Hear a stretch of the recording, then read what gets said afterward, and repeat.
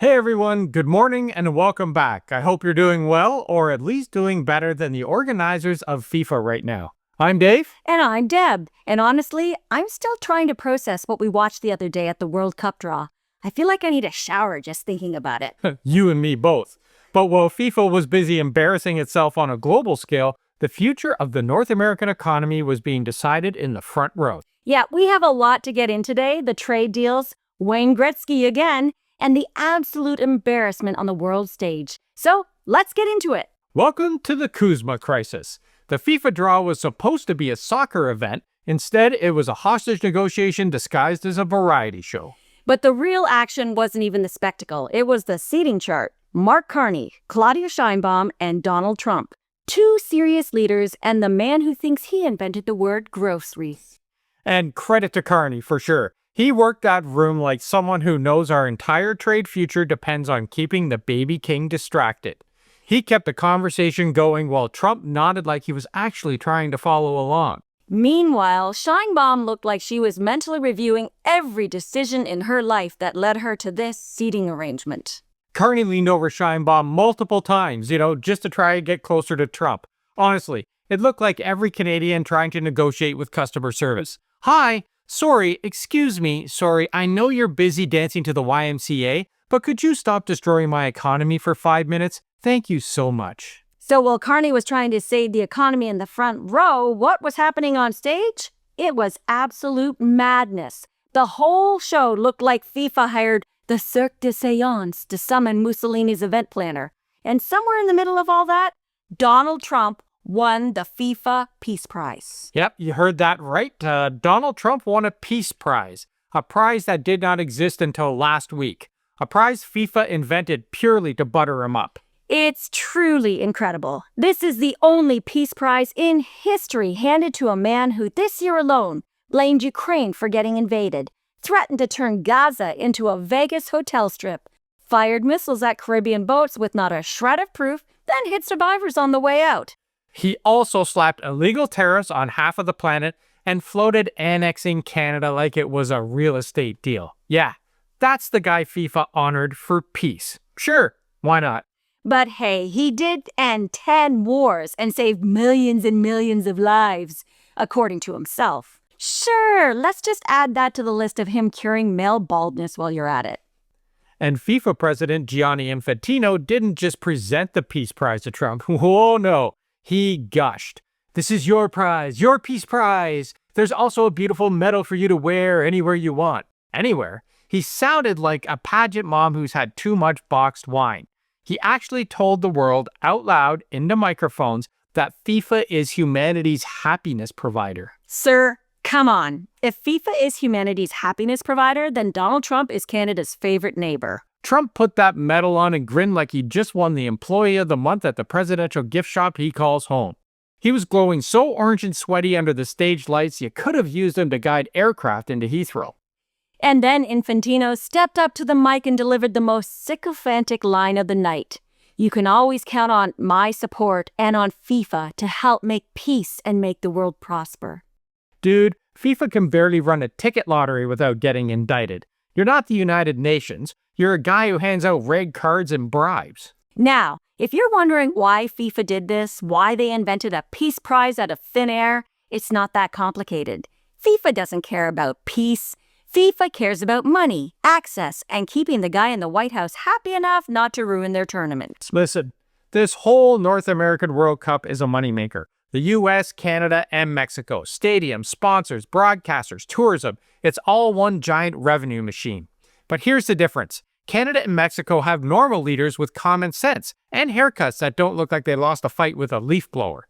We're stable, predictable, and adult enough that FIFA doesn't need to invent a prize to keep us happy. And Trump? Well, he's the one they're terrified of because he's threatened to move matches right out of cities he doesn't like, and he launched immigration crackdowns so intense that some teams are genuinely asking whether their players might get detained before they even reach the stadium. So Infantino's strategy is basically this.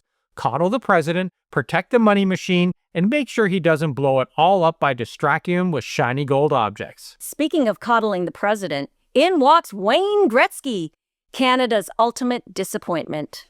Oh, Wayne. If you've ever wanted to see a former Canadian icon absolutely unravel on live television, FIFA delivered. He walks onto stage looking like he just remembered he didn't practice any of the names he's supposed to read. And then the magic starts. Curacao becomes Caracal. North Macedonia becomes whatever sound Windows made in 1998 before it crashed. Even Jordan took damage, and it's only 2 syllables. Well, my favorite part was when he actually said out loud, I want to know how I got all the names. Wayne, buddy, you got them because you agreed to be on stage with your best golfing buddy, Donald. That's how. No one stuck them into your pocket. This isn't the multiverse. You were hired to read balls out of a bowl. The job description wasn't really very long. You could see his hands shaking, his voice getting thinner with every ball he pulled, and Canada just groaned and said, Yep, yet another reason to keep boycotting number 99 wine. It sucks anyway. It really does. The whole thing felt like FIFA said, let's create an event with the largest budget possible and then make every single person uncomfortable for 2 hours. You could practically feel the rest of the planet watching and thinking, is this real? Is this what we're doing now? Then, because the day wasn't surreal enough, the event ends with Trump dancing to YMCA. Again, it's the same dance he's been doing for years. Part toddler, part lawn sprinkler. But the funnier part, they had to pan the camera away because half the room was already leaving. The village people, they were performing to the sound of chairs scraping the floor. Congratulations, FIFA! You created the first World Cup draw that doubled as a fire drill. And that brings us to the real story underneath this glitter and smoke. Kuzma. Because while the world was watching Bocelli hit high notes and Gretzky reinvent the dictionary, the future of North American trade was being decided in a back room at the Kennedy Center. Exactly.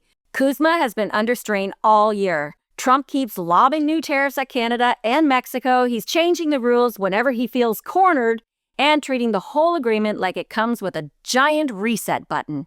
But here's the twist. None of the Trump sycophants will say out loud, Trump needs this agreement more than we do.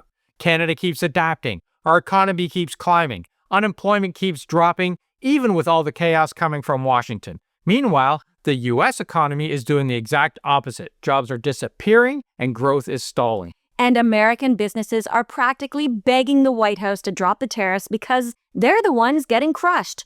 Trump keeps acting like he's holding all the cards, but his own economy is the one that is coughing. Yep, ours is still standing and growing. We just don't want to blow up a good thing to prove a point. Kuzma works. It's stable, predictable, and the reason supply chains haven't fallen apart completely yet. Canada's been steady, patient, and polite enough not to point out that the Emperor's gold medal is made of cheap plating. He knows Trump's economy is wobbling, and he knows U.S. businesses are furious. And he knows Trump needs a win more than Canada needs a lecture, which is exactly why this meeting matters. Carney walked in with leverage that Trump pretends doesn't exist. And Mexico's sitting in the same boat. Yep, Sheinbaum walked into that meeting knowing Trump already floated the idea of airstrikes earlier this year. Casually, like he was ordering dessert. So she's thinking, do we talk trade or do we talk survival? And what actually happened in there? Well, insiders are quietly suggesting that Trump wanted assurances that Canada and Mexico won't undercut the U.S. on energy and autos, which is interesting considering he said that he doesn't need anything from Canada. Sheinbaum reportedly shut down any discussion of military threats, which is definitely good. And apparently Trump wanted photo ops more than policy, which honestly is the safest outcome for all three countries at this point. At the end of it, Carney walks out and heads straight to the Canadian embassy for a press conference, and you could tell he was choosing every word like it was a live grenade. He said Canada, the U.S., and Mexico agreed to keep working together, which in diplomatic terms means Trump didn't storm out and no one threw a chair. He emphasized cooperation on Kuzma, which usually means the deal isn't dead, it just looks exhausted from spending the afternoon with Trump. And he praised his friendship between our countries, which is the polite Canadian way of saying, who cares? And here's the thing about Carney on the world stage. He doesn't perform calm, he is calm. He walked out steady and focused while U.S. officials look like they'd just been hit by flying debris. This is why Carney works. You put him in a room with chaos and he turns it into something functional. You put Trump in a room with anything and it becomes a fire hazard. And look, The stakes could not be higher. If Kuzma collapses, prices jump, supply chains break, manufacturing slows, small businesses get hammered, and Canada's entire export strategy gets thrown off a cliff. But here's the bottom line. Canada will get through this. Our economy is already outperforming what economists expected. We're uniting, we're growing, and we're pulling together in a way we haven't seen in years.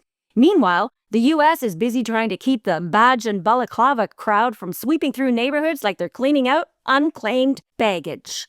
So while FIFA was out there awarding fake peace prizes and blasting the village people, the actual future of the continent was being held together by two adults, and one man who shouldn't be left alone with pointy objects, or anything that requires adult supervision for that matter.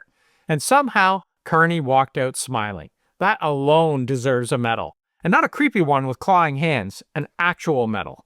And that's what the whole day felt like. This absurd mashup between global politics, ego theater, football, and a fake peace prize. And don't forget, Trump's crazy dance routine, Gretzky fighting for his dignity, Carney trying to keep the continent from imploding, and the village people performing to half-empty room. You couldn't script this if you tried. But eventually, all the noise fades and the actual football takes over. The drama, the late goals, the heartbreak, the stuff FIFA couldn't script even if it tried. Now, does the World Cup rise above all the nonsense? Not even close. But the football does. It always bails FIFA out. In Canada, we're ready. We're hosting the world. We've got the stadiums, the energy, the people, the hospitality. And best of all, no one here dances to YMCA like that. Not even at weddings.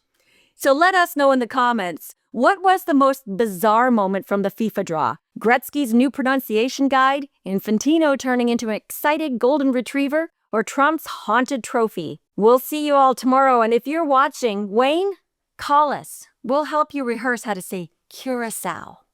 Okay, Canada, before you do click away, do the Holy Trinity. Like, subscribe, and share this with someone who still thinks FIFA is neutral.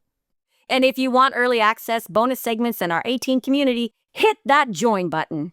We'll see you all tomorrow, and if you're watching, Wayne, call us. We'll help you rehearse how to say Curacao. Okay, Canada, before you do click away, do the Holy Trinity. Like, subscribe, and share this with someone who still thinks FIFA is neutral. And if you want early access, bonus segments, in our 18 community, hit that join button. Plus, there's Substack Unfiltered North. That's where we put the stuff that makes the algorithm sweat. And speaking of sweating, if you missed our Gretzky video, check it out in the links below. He's become Canada's favorite punching bag because he's just making it way too easy, man. So click it, Canada. Let's get through this madness together. So thanks for watching, and we'll see you tomorrow.